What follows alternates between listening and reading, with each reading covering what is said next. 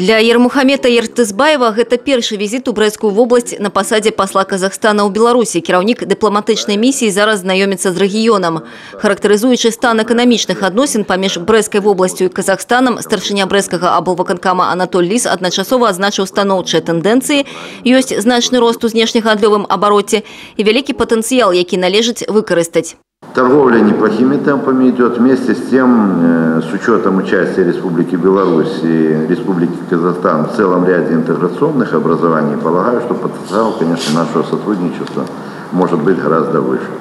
В области зарегистрировано 7 предприятий с казахстанским капиталом.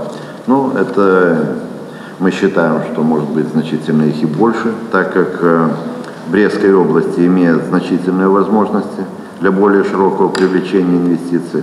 Падчас сустрэчы бакі абмеркавалі магчымыя накірункі для пашырэння супрацоўніцтва. Посол Казахстана адзначыў яго безумоўную узаемовыгодность.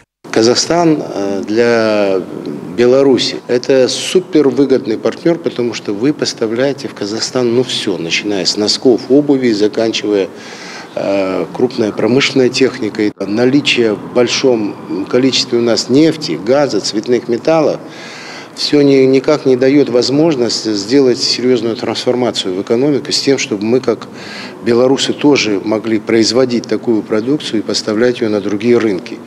Поэтому с этой точки зрения Беларусь – это важнейший партнер для Казахстана с тем, чтобы мы на базе совместных предприятий создали у себя аналогичную, продукцию. Довести объем узаемного товарообороту до $1 миллиарда.